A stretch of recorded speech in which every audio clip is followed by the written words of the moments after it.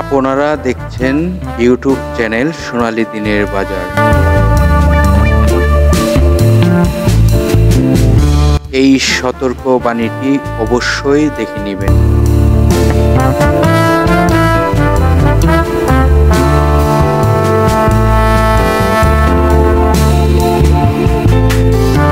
আসসালামু আলাইকুম সম্মানিত বিনিয়োগকারী ভাই ও বোনেরা, আজকের ভিডিওর টপিকটি আপনারা ইতিমধ্যে ফলো করেছেন। ফার্মা সেক্টরের এই স্টকটি মাঝে মাঝে ভালো প্রফিট পাওয়া যায়। দেখুন, যে স্টকটি নিয়ে আজকে আপনাদের সাথে আলোচনা করতে যাচ্ছি সেই স্টকটি মাঝে মাঝে ভালো প্রফিট পাওয়া যায় এবং এখন যেহেতু আমরা বাজারের একটি সার্বিক পরিস্থিতি ভালো হওয়ার লক্ষণ বোঝা যাচ্ছে, এখনো কিন্তু ভালো হয়নি, তবে ভালো হতে পারে সেই আশ্বাসে আমরা কিছুটা ধারণা নিয়ে থাকি। তো আজকের টপিকের যে স্টকটি, সেই স্টকটির কিছুটা আপনাদেরকে ধারণা দিব যে স্টকটি ফার্মা সেক্টরের। দেখুন, এই স্টকটি কিন্তু বিগত কয়েক মাসের মধ্যে বেশ কয়েকবার কিন্তু ভালো প্রফিট দিয়েছে। তো এই আলোচনাটি আমার মনে হয় আপনারা ধৈর্য সহকারে যদি পুরো ভিডিওটি না টেনে শুনেন, তো আশা করি আপনারা এই স্টকটির কিছু গুরুত্বপূর্ণ আলোচনা বুঝতে পারবেন। তো আজকের আলোচনার স্টকটি হলো অ্যাডভেন্ট ফার্মা। এই স্টকটি নিয়ে আজকে আলোচনা করব।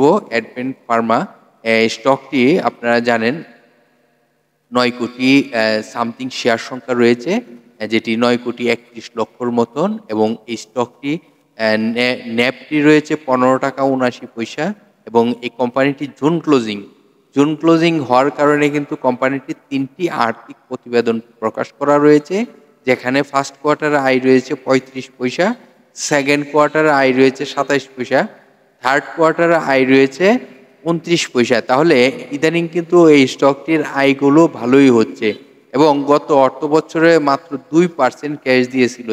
যেহেতু আপনারা বুঝতেই পারতেছেন তখন আয়টি ভালো ছিল না, সেই জন্য 2% ক্যাশ দিয়েছিল। এখন যেহেতু আয় ভালো হচ্ছে, স্টকটি ভালো ক্যাশ ডিভিডেন্ড হোক, স্টক ডিভিডেন্ড হোক দিতে পারবে, কিন্তু এটি কিন্তু আমরা এখন বুঝতে পারতেছি। তো এই স্টকটি নিয়ে আপনারা এখন ভাবতে পারেন। আর স্টকটির চার্টটি যদি আপনাদেরকে বলি, দেখুন এই যে স্টকটি এখানে আপনারা দেখেন, এই 13 মে এই স্টকটির একটি প্রাইস ভালো প্রাইজে আসে, তখন কিন্তু স্টকটি ভালো একটি ভলিউম হয়। এটি 2024 সালে 13 মে। তারপর যখন 14 মে তার সর্বোচ্চ এই কয়েকদিনের মধ্যে যখন আপনার একটি ভালো ভলিউম হয় এবং যখন আমরা দেখতে পারলাম 14 মে তার একটি সেল প্রেশার। তো এই সেল প্রেশারের পর কিন্তু স্টকটি এই যে কারেকশন হতে হতে কিন্তু আবার শুরু হয় কবে, 26শে জুন কিন্তু আবার একটি আপ ট্রেনে যাওয়ার জন্য প্রস্তুত নিল এবং সেখানেও কিন্তু আপনার 30 টাকার কাছাকাছি কিন্তু প্রাইস হয়ে আবার সে কারেকশন হচ্ছে। তো এখন এই যে কারেকশনটা আপনারা বলতে পারেন 25 টাকার আশেপাশে, এই স্টকটি কিন্তু এখান থেকে আমার মনে হচ্ছে যে আবার একটি নতুন প্রাইস হবে। তো এই এই এই স্টকটি এই মুহূর্তে যদি আপনারা ক্রয় করে ধৈর্য ধরতে পারেন, আমি মনে করি স্টকটি ভালো একটি আবার প্রফিট করতে পারবেন। দেখুন, ভালো বলতে গেলে যে একেবারে 20 টাকা 30 টাকা এইরকম না। আমরা ভালো যেটা বলি, এইসব স্টকেতে 2-3 টাকা 5 টাকা পাইলেও এনাফ।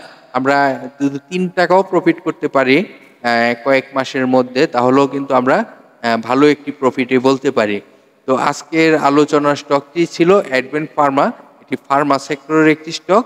আশা করি আপনারা এই আলোচনাটি বুঝতে পারছেন এবং স্টকটির কিন্তু এখন আয়ও কিন্তু ভালো হচ্ছে।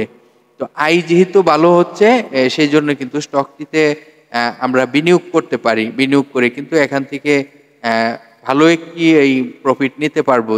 ভালো, আপনাদেরকে পূর্বেই বলেছি, ভালোর কিন্তু শেষ নাই।